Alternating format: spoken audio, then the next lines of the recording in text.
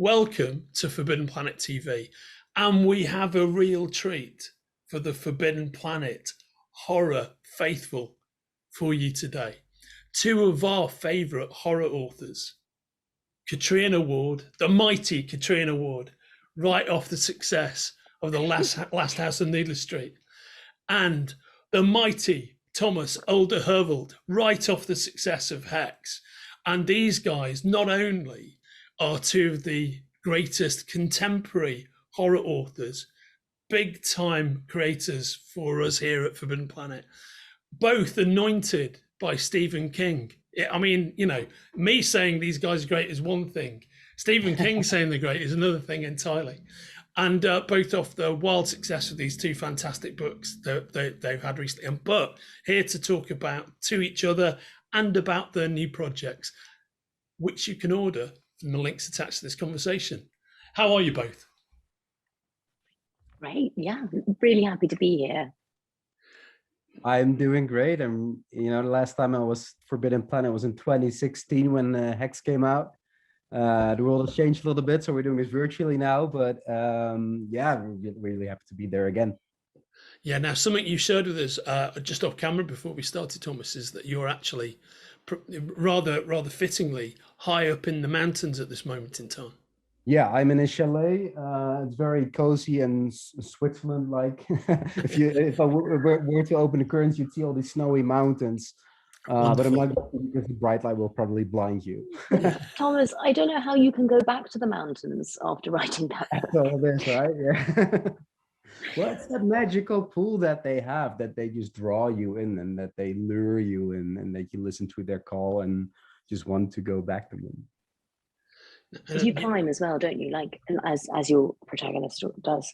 Yeah, I am a mountaineer. I have to say, not as ambitious as I used to be, like maybe 10 years ago, because I've been through some, hazards in the mountains. I've been through some dangers, and also writing this book made me more aware of my mortality when I'm in the mountains. Yeah, there's that. I bet. Kat, how have you been of late? We'll get into the creation of your new books in a second, but you've had just the most incredible ride over the last year with Last House on Needless Street. How was that for? Which is what we talked about when you last came to visit. So, so how's that been for you? I mean, it's been amazing. There's a slight, or at least there was a slight touch of unreality to it, because it all happened in my living room through my computer screen. So there was just, I remember thinking, God, there's a chance, just a small chance that I'm just making all this up, that it's some kind of fever dream, because the world is so remote and it's all happening, somewhere, but totally, because you can't go out into the world and engage with it. So it seems like perhaps it's not happening at all, but no, it's been really wonderful. I'm incredibly grateful, particularly as I was incredibly grateful for everybody who took a chance on the book, because it's quite an ask and it's very unusual. And certainly when we went to publishers, Talking Cat in a horrific story of murder and abuse wasn't exactly, for some reason, an immediate sell. So, but people really committed to it and allowed the book to speak for itself, which I'm incredibly grateful for. So it's all down to readers, really. Kat may say like it's not an immediate sell, but the way you've treated it is an immediate sell. Like you warned me beforehand. Actually, I met Kat last summer in Spain on a festival convention, a very nice open air convention. And you said if you get past the Talking Cat part without putting the book away, then you'll probably like the book. But even before that, I was hooked, and after that, even more. Whereas usually I indeed dislike animal stalking in books, but the way Kat handles that, the way each and every sentence draws you in a little bit deeper, and it gives you this more and more of this feeling of discomfort and unease, that's done brilliantly. So yeah, I was hooked. Wonderful. What was it like? What was it like meeting at that festival? Because you've both, something I touched on in my intro, which I find interesting, is you're both great lovers of Stephen King, but you've both had him step forward and support your work. What does that feel like? Well, we talked about that, didn't we? We did, but he would probably not approve of the games that we played in the bar. We had such a good time. Oh my goodness. Because it's called Celsius, isn't it? And it's outdoor, mostly outdoors in Spain, in the beautiful Spanish night. So a friend of mine has invented a game called the water game, which I won't go into the rules in very great depth, but it comes down to this. When you lose, someone throws a glass of water in your face. And we had all these strangers we didn't know at all sitting around the table playing this word game, throwing glasses of water in each other's faces. I mean, I think the locals were probably like, what time did this festival end? Some of them times we have serious conversation about literature and about books. Yeah. Sometimes, yeah. How long have you both been on the road to your current novels? So in my case, it is a bit different because my books are usually published in the Netherlands and Belgium first before they the English language. Echo came out in 2019 in the Netherlands. And I'm just so excited that now so many more people around the globe are going to be able to read it. But yeah, I mean, it's going to be out very soon, I think on the next week, the 3rd of February. And it's all starting right now. Such a great book, isn't it? And I often think I've had this feeling when I was reading it that it was a bit like a mountain climb and descent and structure. It felt like that. It had this sort of like deep and perilous ascent into terror, and this roller coaster, just like descent. And I don't know. It just seemed very. It seemed to behave a little bit like a mountain, which is quite an eerie thing for a book about a cursed mountain to do. It's basically about a guy being possessed by a mountain. Right. Yeah. What was your beyond your surname, which you explained to me again off camera, that actually means Old Hill, which is brilliantly prophetic. What was your inspiration for this tale, Thomas?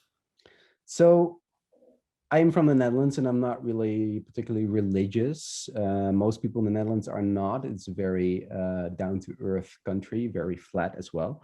But whenever I am in the mountains, I always sense that mountains possess souls. Like maybe you've been in mountains, and many people talk about that sense of awe, of the sublime when you're confronted with something that's that big, that huge.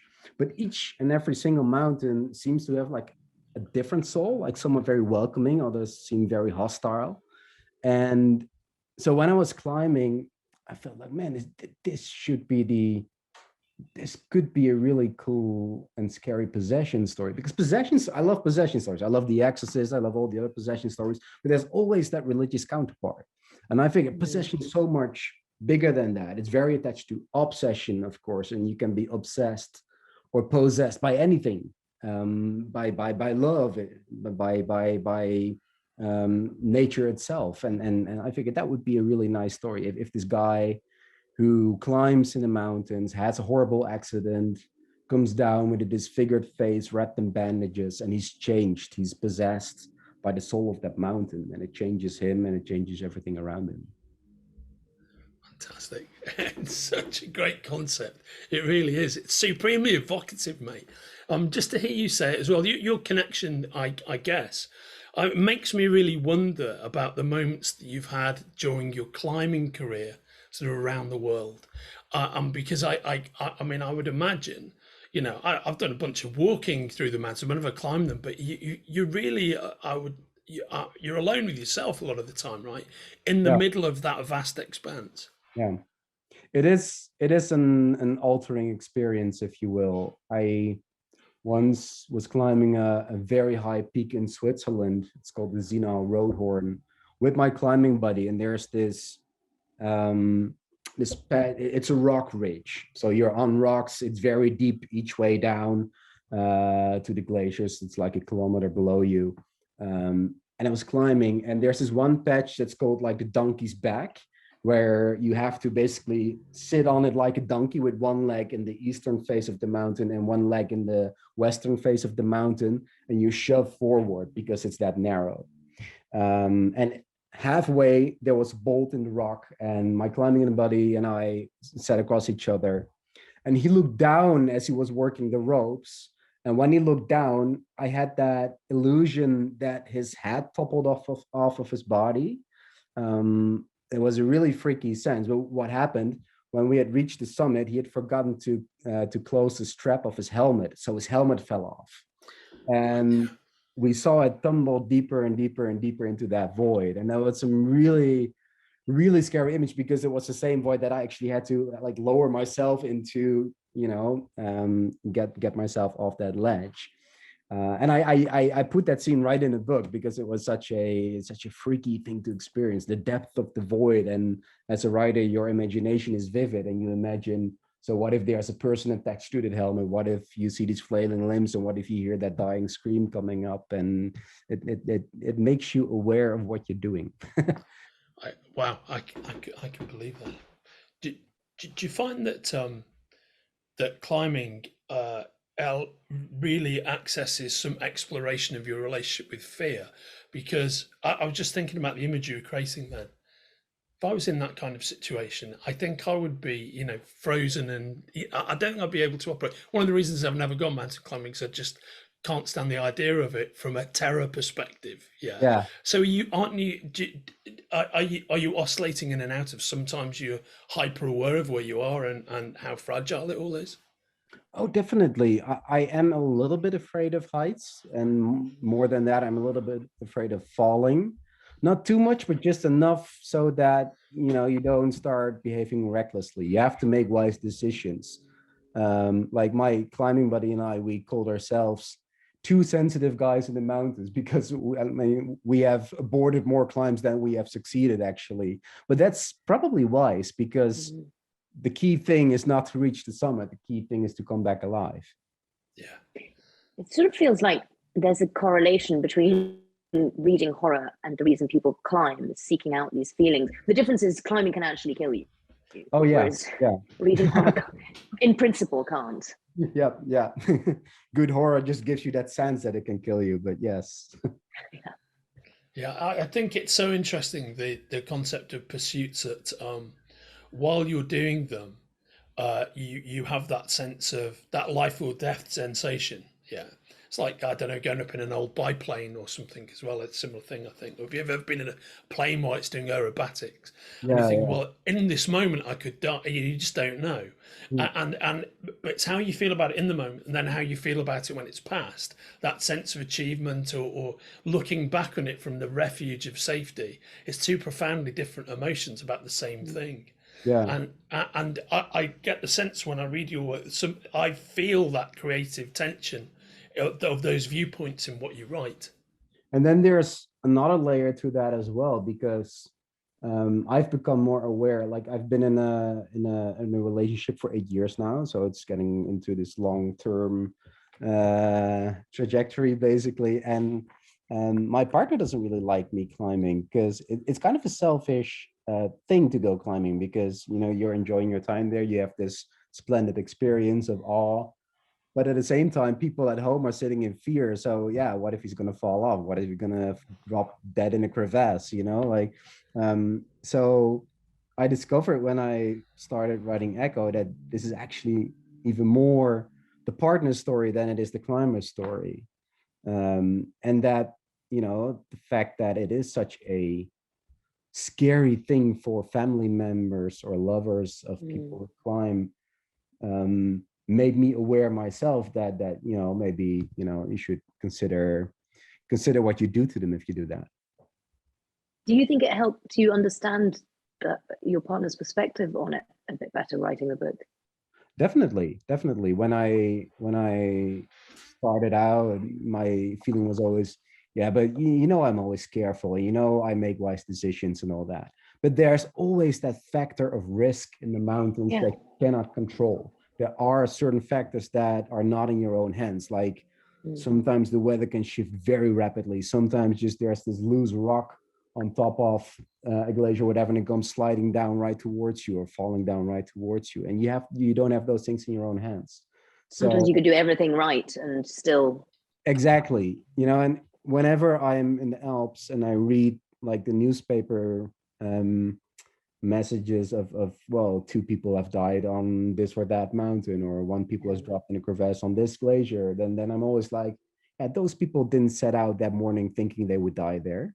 They were just like me. They were there and they expected to be back in the valley in the evening. That's really interesting. I find it interesting, the curious parallel between your 2 new books, and the parallel I see is this: is that echoes very much a sense of, you get the sense of the vertical expanse, right?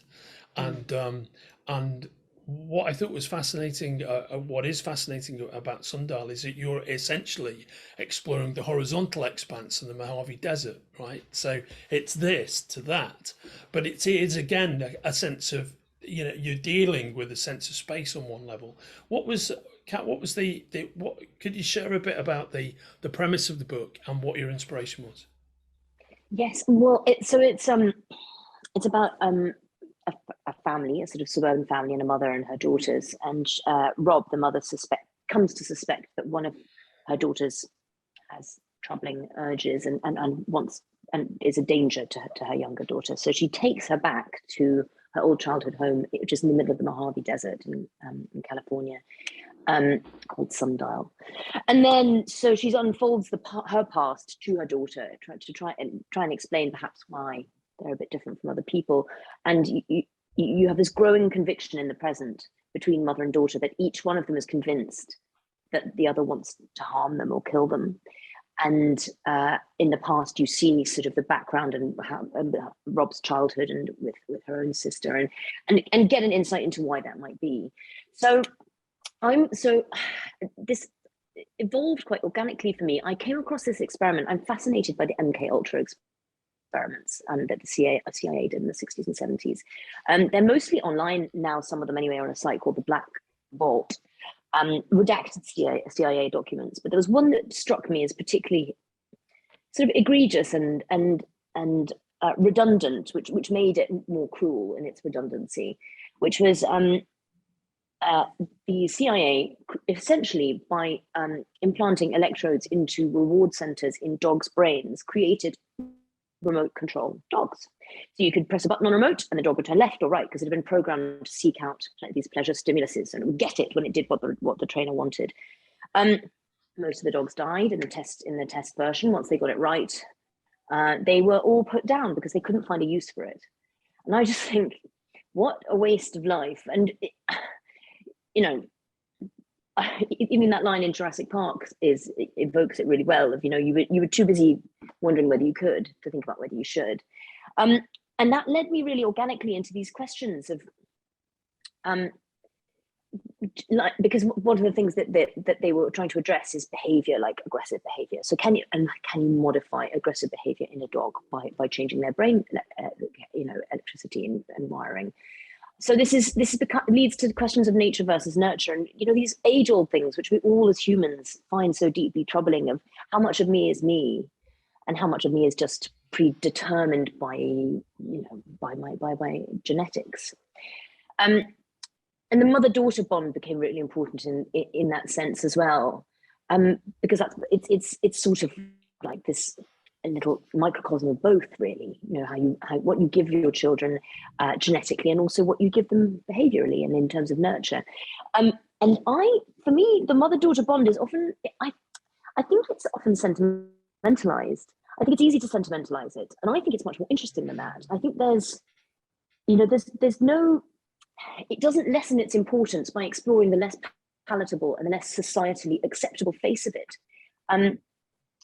I think that to acknowledge that sometimes families feel like they want to kill each other is a very powerful thing, and mothers in particular are not allowed to feel these sort of unpalatable feelings about their children, or indeed about anything. They're sort of sanctified. They're expected to be a vessel for everything that's good, and almost become a living human metaphor, really, for things that people think are nice about life. And so I thought, how interesting to look at that relationship relationship in terms of against that background. And to say, it is right, it is true. I think there's a real sense, a similar sense that nature plays in both these books, because the Mojave is so, it can kill you in so many ways. And in fact, what looks like freedom, if you look, at Sundial there, because it looks like an expanse of that you can be, an expanse of nothing, and like a sort of an overabundance of space. But what it actually is a trap, it's a prison, because you can't go into it because you'll die. And I think that sense of something rather grand and monumental looking in nature actually performing the action of a cage is really interesting. And I think you get a sense of that in both these. Like in Life of Pi almost, when the boy's trapped on a raft on the Pacific Ocean, and there is this sense of grand space around you, but you're completely jailed and trapped, of course. That's exactly it. What looks like freedom is in fact a trap. And I thought, that how Gothic for a start. What a Gothic idea. I mean, that is in the end the essence of Gothic fiction, that you're that feeling of isolation. At the same time, it's a beautiful experience, and at the same time an utterly terrifying experience, to experience that grandeur of something bigger around you, of nature, of the beauties, and as you were saying earlier, the sublime, surrounded and yet contained by the sublime. And we discussed this before, but like things that like space is very Gothic. Space in its expanse is just as much of a trap as well. I find all that stuff so interesting. Kat, I was wondering, when you write, because I experienced this both in Needless Street and in Sundial, how aware is your process? How consciously are you putting your words and your sentences on paper? Because I notice in each book that it's so thoughtfully done, the way each sentence, each paragraph seems to lead to this slight feeling of discomfort and unease. And there's a lot of really dark humor in there, both in what happens, but also in the little observations your characters make and all that. And I was wondering, is this just you being a very dark person, as we all as horror writers, or is this actually a conscious process where you actively craft that darkness in there? I think there's this. I think what I'm in terms of technique, the only thing I'm doing is giving a first person. It's usually first person narratives interlocking, and I find first person narratives, so-called unreliable narrators, much more natural way to tell a story than an omniscient narrator, because it seems to represent the dynamics of life much more closely. We don't know who everyone is when we walk into a room.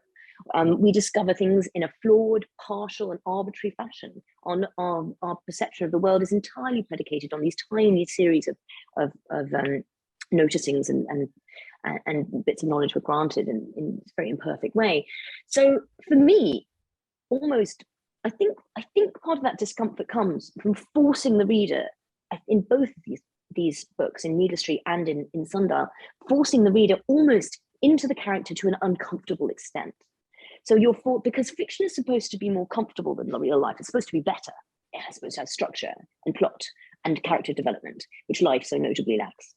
And I think that being forced into that subjectivity so closely, my aim is, and maybe you're right about this like darkness in me as well, perhaps now I'm hearing this in my head, the aim is that the reader almost wears the character like a skin.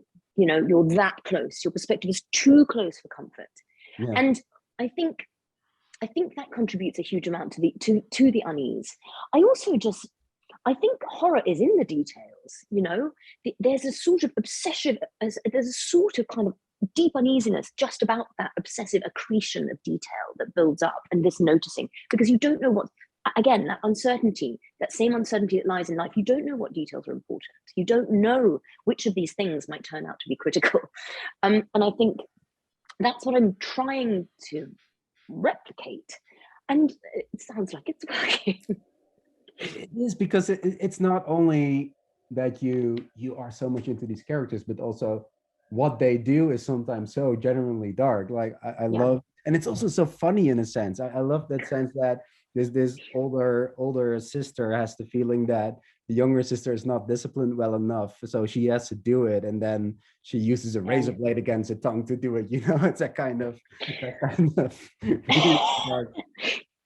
But I think that there's this sort of sense that people are more feral and have darker needs than perhaps we acknowledge, and we dare to show. I think that especially when you're writing younger characters like children, there's a lack of filter as well there that allows them to access those in a much more ready way.